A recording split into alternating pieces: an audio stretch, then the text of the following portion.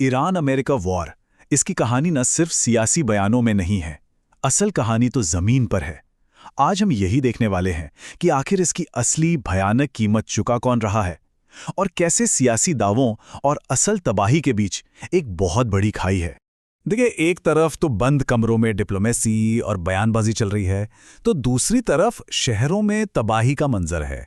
ये दो बिल्कुल अलग अलग दुनियाएं हैं और उनके बीच का फासला सच में जमीन आसमान का है। ये लाइनें ना सब कुछ कह देती हैं। एक तरफ हमलों की चेतावनी देने वाले सायरन हैं, बचने के लिए शेल्टर हैं, तो दूसरी तरफ सिर्फ मलबे के ढेर और उनमें दबी हुई जिंदगियां। ये कोई बैलेंस्ड जंग नहीं है, ये एक तरफा तबाही की कहानी है। तो चलिए सबसे पहले बात करते हैं जमीन पर हो रहे भारी नुकसान की। और ये सिर्फ आंकड़े नहीं हैं, ये उन इंसानी जिंदगियों की कहानी है जो इस जंग की आग में झुलस रही हैं। पिछले 72 घंटे ईरान के लिए किसी कयामत से कम नहीं थे।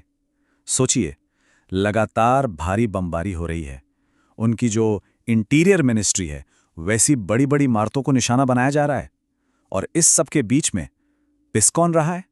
आम नागरिक। और ये आग अब सिर्फ ईरान तक ही नहीं है, ये फैल चुकी है।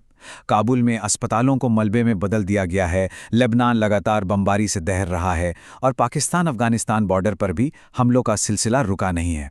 ये एक रीजनल संकट बन गया है। सिर्फ पाकिस्तान अफगानिस्तान बॉर्डर पर हुए हमलों में सैकड़ों जानें चली गईं।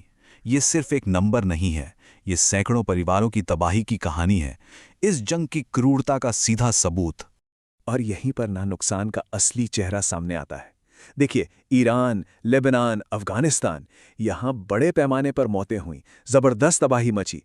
दूसरी तरफ हाँ, इजराइल ने भी अपना अब तक का सबसे घातक मिसाइल हमला झेला है, इसमें कोई शक नहीं। लेकिन जब हम टोटल नंबर्स को देखते हैं तो साफ पता चलता है कि तबाही का पड़रा एक तरफ बहुत बहुत ज्यादा भारी है। ये आग अब उन पड़ोसियों के दरवाजे तक पहुंच चुकी है जो अब तक शायद इस जंग से खुद को दूर रखने की कोशिश कर रहे थे। ईरान के पड़ोसी देश, खास करके यूएई यानी संयुक्त अरब अमीरात, इस वक्त एक बहुत ही खतरनाक मोड़ पर खड़े हैं।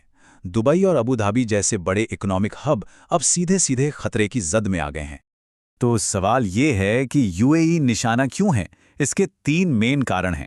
पहला, वो ईरान के बिल्कुल करीब है। दूसरा, वहां अमेरिका के बड़े मिलिट्री बेस मौजूद हैं। और तीसरा, ईरान उन्हें अमेरिका पर प्रेशर बनाने के लिए एक मोहरे की तरह इस्तेमाल कर रहा है। और यही तो खाड़ी देशों की सबसे बड़ी मजबूरी है। वो तो स्टेबिलिटी चाहते हैं क्योंकि उनकी पूरी इकोनॉमी उसी पर टिकी है, लेकिन अपने देश में अमेरिकन मिलिट्री बेस होने की वजह से वो ना चाहते हुए भी इस आग में खिंचते चले जा रहे हैं।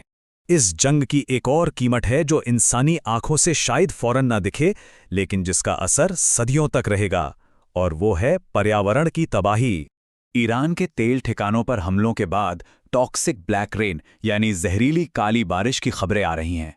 ये असल में तेल और केमिकल से भरी बारिश है जो वहां की जमीन, पानी और लोगों की सेहत को हमेशा के लिए बर्बाद कर सकती है। और यहां पर भी जो फर्क है वो साफ दिखता है। एक तरफ इजराइल में लोगों के पास हमलों से बचने के लिए बंकर हैं, तो दूसरी तरफ ईरान में लोगों के पास इस जहरीली बारिश से बचने का कोई रास्ता नहीं है। ये एक ऐसी तबाही है जिससे भागा नहीं जा सकता। लेकिन सबसे बड़ा सवाल, क्या ये सब होना जरूरी था? अब हम कुछ ऐसे तथ्यों पर नजर डालेंगे जो इस पूरे युद्ध के आधार पर ही सवालिया निशान लगा रहे हैं। अब जो बात सामने आई है वो सच में चौंकाने वाली है।